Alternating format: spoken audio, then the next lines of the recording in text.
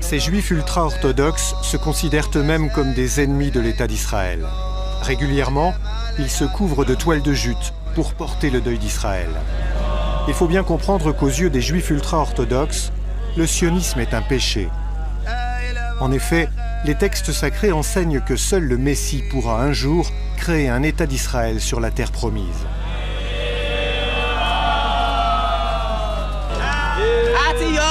Les sionistes sont pires que les nazis. Les nazis ont brûlé le corps de nos frères. Mais les sionistes détruisent notre corps et notre âme.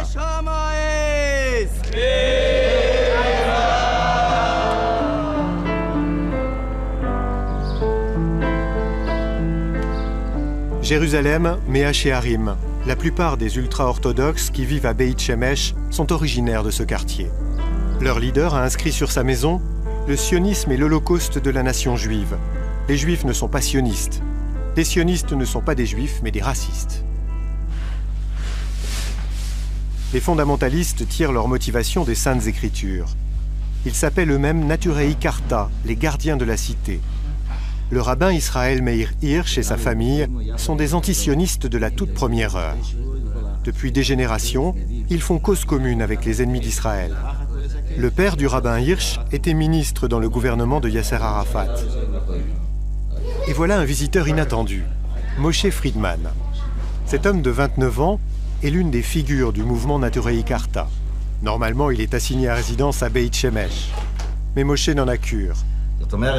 L'État d'Israël veut nous intimider, faire pression sur nous, les Juifs orthodoxes. En fait, nous vivons en territoire occupé comme les Palestiniens.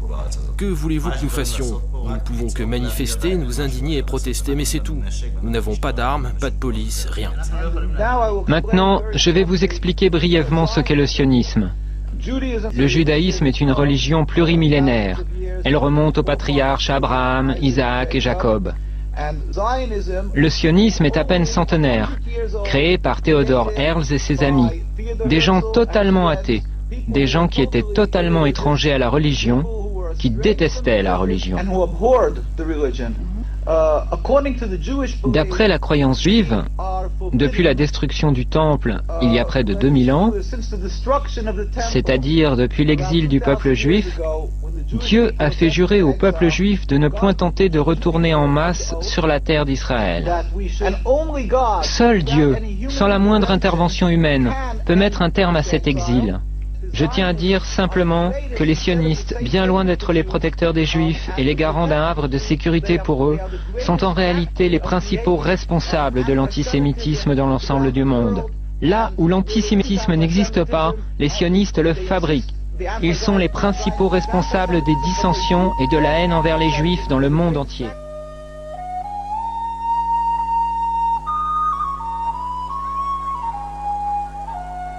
When did it all go wrong?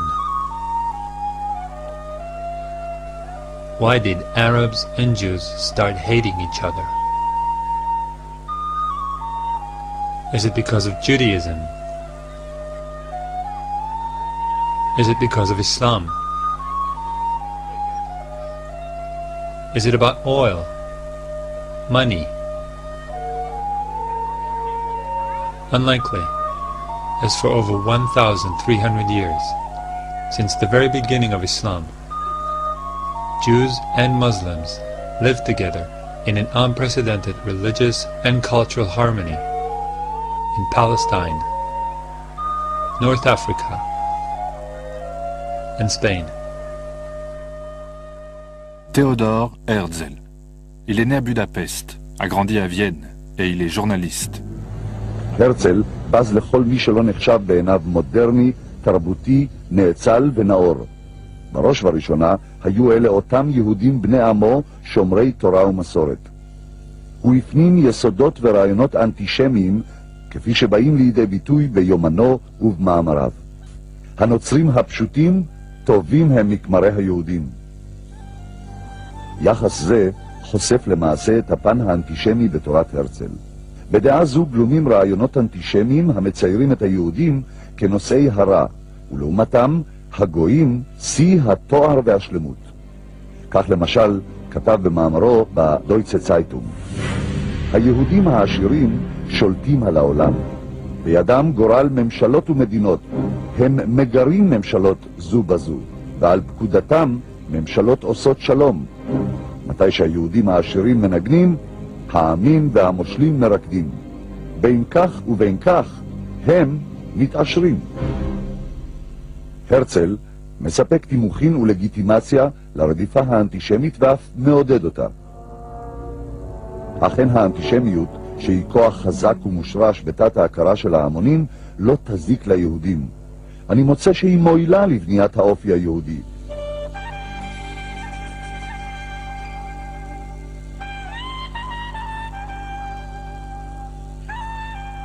רעיון מצוין עולה בליבי, לנשוך אנטישמים ישרים ולעשותם מחסלי הרכוש היהודי.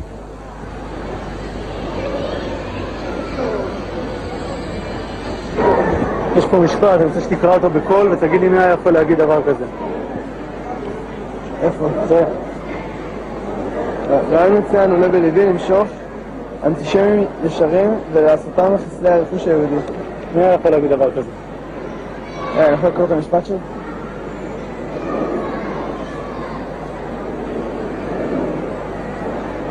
אני לא יודע, בטח היטלר, מלחמת העולם השנייה, דברים כאלה. היטלר? היטלר. היטלר. אם הייתי אומר לך שהרצל חוזה המדינה אמר את זה, היית מאמין לי? לא. אם אני אומר לך שהרצל אמר את זה? אז אני בשוק. אבל לפי הייתי כאילו יותר כדי לזכור את הרצל בתור דמות חיובית. לא חושב שזה ניסיון מכוון להסתיר מכם משהו שהם לא רוצים שתדעו? יכול להיות, אתה יודע מה? כן, בטח. בטח שצריך, אנשים צריכים לדעת האמת. אם אני אומר לך שהרצל אמר את זה, זה מתוך האמנים שלו. אז חבל, אז הרצל היה אנטישמי. En 1897, il préside le premier congrès sioniste en Suisse. Il crée les structures d'un appareil politique efficace. Il s'est donné 50 ans, pas plus, pour réussir à fonder un État juif. Basel was the setting for the first Zionist convention in 1897. Zionism was a national Jewish revival movement that sought to unite all Jews in a national homeland. They just weren't sure where that homeland was. Up until 1897, there were all kinds of crazy ideas thrown into the air, like Uganda, Alaska, Madagascar, and other less exotic destinations. In Basel, however, the Zionist movement decided on an ideal and historically relevant location: Palestine. At the end of the 19th century, there were hardly any Jews living in Palestine. So the Zionists started campaigning all over the world for Jews to immigrate to Palestine. In Zionist vocabulary, this is called Aliyah, which means to ascend to a higher place. I'm not kidding. À la fin du 19e siècle, ils sont 4500 colons juifs en Palestine. Ils veulent travailler la terre, créer un juif nouveau, saint de corps et d'esprit. Ils sont les premiers nationalistes juifs. On les appelle les amants de Sion. המדינה של הרצל היא מדינה אירופית לגמרי. כמובן שעליו לזכור להשיל מעליו כמה תכונות יהודיות שליליות כמו שפת היידיש, קיום מצוות ומנהגים, ובעיקר את הטפילות היהודית. But what if the people who were already living in Palestine didn't want to have a national Jewish home set up in their country? The Zionists had some clear ideas about that problem from the very beginning. Theodor Herzl, considered to be the founder of Zionism, wrote in 1895, "We shall try to spirit away the penniless population across the border." Les sionistes ont maintenant une banque, une presse en plusieurs langues et une organisation mondiale dont la tâche essentielle sera d'acheter des terres en Palestine. Zionists also launched Operation Buy a State. They went and bought all the land they could from Palestinian absentee landlords. Once the land was theirs, they threw out all the Palestinians that were living on it. The Zionists called this process Judifying the land and land redemption. Terms that, surprise, surprise, are still being used in current Israel regarding government policies. The speaker is Mr. Benjamin Friedman, noted authority on Zionism and all of its schemes. Mr. Friedman is a former Jew, and I mean a former Jew. World War I broke out in the summer of 1914. Now that war was waged on one side by Great Britain, France, and Russia, and on the other side by Germany, Austria-Hungary, and Turkey. Within 2 years, Germany had won that war. Not alone won it nominally, but won it actually. And yet, here was Germany offering England peace terms. They offered England a negotiated peace on what the lawyers call a status quo ante basis. That means let's call the war off and let everything be as it was before the war started. While that was going on, the Zionists in Germany went to the British War Cabinet and they said, look here, you can yet win this war if the United States will come in as your ally. And they told England, we will guarantee to bring the United States into the war as your ally, to fight with you on your side, if you will promise us Palestine after you win the war. The price you must pay us is Palestine after you have won the war and defeated Germany, Austria-Hungary and Turkey. En 1917, l'armée britannique entre en Palestine par le sud. Sur la route de Damas, c'est un nouvel empire qui arrive. Le 9 décembre, les Britanniques ajoutent un dernier joyau à leur couronne, Jérusalem. Le général Allenby franchit les portes de la ville. Par respect pour la sainteté du lieu, il est à pied et sans armes. Mais déjà, les conquérants percent sous les libérateurs.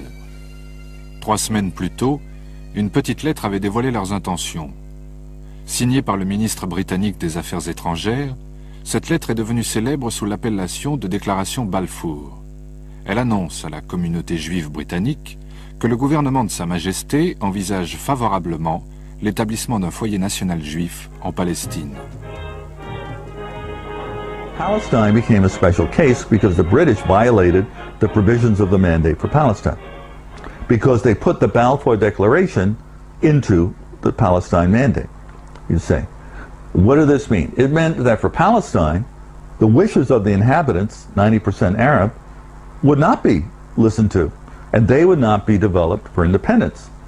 It would be Jews, once they came in through immigration, you see, they would be allowed to develop.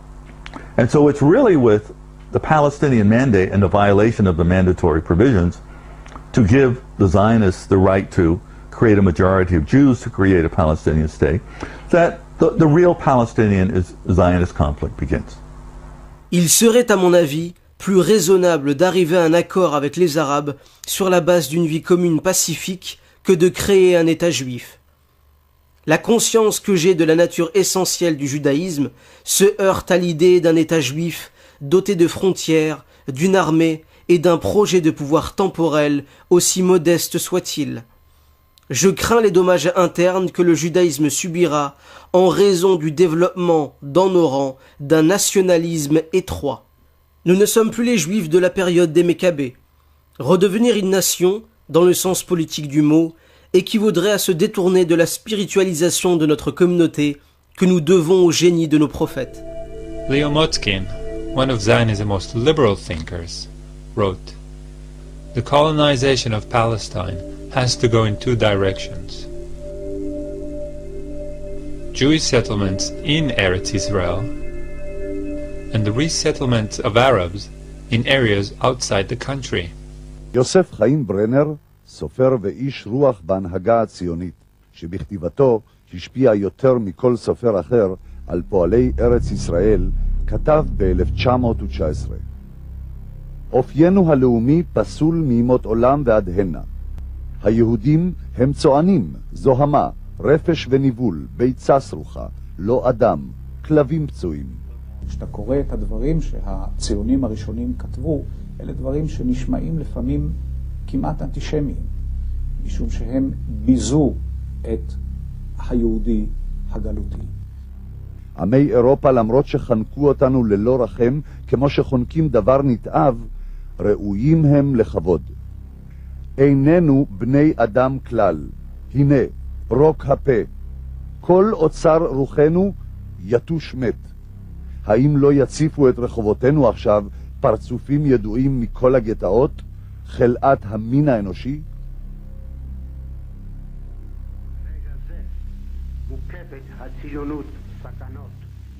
זאב ז'בוטינסקי, אבי תנועת הרוויזיוניסטים, כתב בעיתון הארץ ב-1919. בבית הלאומי נכריז על אותם יהודים שלא יסירו מעליהם את חלד הגלות ויסרבו לגלח את הזקן ואת הפאות כעל אזרחים ממדרגה שנייה. לא ניתן להם זכות בחירה. Chaim Weizmann, the head of the World Zionist Congress and future president of Israel, proclaimed the Palestinians to be the rocks of Judea, obstacles that need to be cleared on a difficult path. Amazing how little have changed in Judea since then. The Jewish people came into this country, said this is our country, and they didn't say it's our country, but we recognize that there's another people living here. Let's see what we can work out. No, the whole idea of Israel until today is this is our country from the Mediterranean to the Jordan River, and it's only our country. It's exclusively our country. There is no other people. There's a bunch of Arabs living here, that we know. But there's no people, there's no other people with a claim to the country, with a legitimate right to the country. This is our country exclusively, and therefore either you shut up if you're a Palestinian and you live in one of the little islands we'll give you by sufferance, not by right, or get out. La révolte arabe explose en avril 1936. Le moufti Amin al-Husseini en tête, 5 partis politiques palestiniens appellent au soulèvement général. Les notables, les chefs de village, les paysans, les commerçants. Ils se révoltent tous contre l'occupation britannique et contre l'immigration juive. La grève générale dure 6 mois. Les affrontements avec les forces de l'ordre sont quotidiens. Une vague d'attentats frappe les colonies sionistes et les installations britanniques. More British troops have landed at Haifa for the delicate job of stamping out the trouble in Palestine. Depuis 2 ans, Ben Gourion dirige l'exécutif sioniste, qui fonctionne comme un gouvernement. Alors que les Arabes s'épuisent dans une lutte inégale contre l'armée britannique, lui, il construit méthodiquement les bases d'un futur État. The Palestinians launched 2 popular uprisings against the Jews and the British blatant pro-Zionist policies. The first took place in 1929 and claimed hundreds of Palestinians and Jewish lives. The second, in 1936, was practically a small-scale war between the Palestinians and the British, who were also aided by the Zionists. It lasted for 3 years, and in the end, approximately 5,000 Palestinians died. The British also exiled the Palestinians' leadership and dismantled all Palestinians' paramilitary units. The Palestinians were left defenseless and leaderless. Most of the Israeli commanders had studied the British reaction to the Palestinian revolt in 1936 and 1939, which became the manual book of what to do to the Palestinians in case of resistance. In fact, most of the atrocities you read about, and I'm sure most of you in this place know about it, most of the atrocities that you enlist as severe violations of human rights and civil rights in Palestine today, most of these violations were invented not by a Jewish Zionist mind, but by British mandatory authorities in the war against the Palestinians between 1936 to 1939. Examples: the idea that you demolish houses of people is a British invention. The idea that in order to make a search memorable to people, you destroy a house and then you move to the other house, and then to the other house, and then to the other house, was an invention by British officers on the ground. The idea that you shoot people without warning them or you arrest them without trial, it's all from the reservoir of the mandatory anti-Arab measures in 1936 to 1939. En février, les Britanniques organisent une conférence de paix à Londres.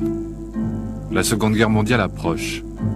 Ils veulent s'assurer la loyauté de leurs alliés arabes, tout en évitant de rompre avec les Juifs. La délégation sioniste est conduite par Haïm Weizmann, président de l'organisation sioniste mondiale. Les Palestiniens ne forment pas une délégation autonome. Ils sont inclus dans la délégation arabe, composée exclusivement de pays soumis à l'influence britannique. Pendant la Grande Révolte, ces pays avaient conseillé aux Palestiniens de faire confiance aux Britanniques.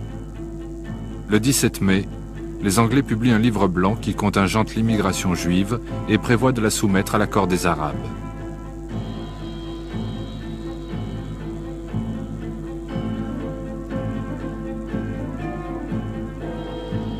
Les sionistes sont furieux. Leur vieil ami anglais se transforme en ennemi. En Allemagne, Hitler accède au pouvoir.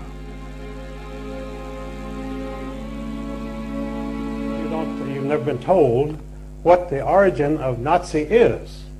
NA is National Socialism, which was the German Nazis, and in 1923 there was a double agent who came to Hitler, and he said to Hitler, "Look, your Nazi party is not, your National Socialist Party is not getting off the ground. You need an alliance." And he suggested that they ally with the Zionist Party. So the NA of National Socialism joined with the Zionist Party in the World Zionist Party in 1923, and ever after was known as the Nazis, NAZI. But ominous headlines tell what's already happening to the Jews of Germany. The protest of American Jews was heard almost immediately. It was based on only the sparsest of press reports, and nowhere was that protest more vocal than here in New York City.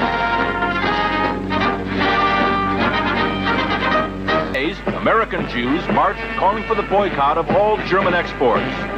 Jews throughout Europe echoed that call, so did Jews everywhere. But a group of Zionists at the same time was quietly negotiating an agreement with the Nazis to allow the immigration of German Jews and the transfer of their assets to Palestine. That deal, reported in August 1933, was the transfer agreement. Palestine, sparsely settled by Jews at the time, was radically changed as a result. I lived in Palestine from 1933 to 1936, and we saw every week transports of German Jews coming to settle in Palestine. And many new professions were introduced by them into the country, and they played a leading role in making Palestine then a more advanced and progressive country. Israel is really what it is because of the foundation laid by the Eastern European group, and then the lift toward an educated and well-organized government that came with the immigration of the German Jewish group. German Jewish settlement of Palestine was, for a time, official Nazi policy. These photos of Jewish life in Palestine, along with a lengthy text, appeared in 1934 in the Berlin paper Der Angriff. The publisher, Hitler's propaganda minister, Joseph Goebbels. A Nazi Visits Palestine was the title of the multi-part series. A medal was struck by Goebbels in commemoration. On one side, the swastika. On the other, the Star of David. Hitler demanded one concession for the transfer agreement, that the call for a boycott of the Reich, raised by Jews here and elsewhere, be rejected by the Zionists. The Zionists made that concession. And so, while Nazis were marching in Germany, and while Jews were marching here, diplomacy was running a more important story. In the Mediterranean, where the dream of a nation-state for Jewish people came a step closer to reality. Les premières mesures anti-juives provoquent une recrudescence de l'immigration. Ils viennent d'Allemagne, mais aussi de toute l'Europe centrale. Ils sont 37 000 l'année où Hitler prend le pouvoir. 45 000 l'année suivante. 1935 est une année record avec 65 000 immigrants. C'est plus de juifs qu'il n'y en avait dans tout le pays 20 ans plus tôt. In the 1940s, the cards turned. Following a string of British pro-Palestinian policies, the Zionists launched terrorist attacks on British personnel and facilities. Violence continues to rule in Palestine. British soldiers seek bodies in the Department of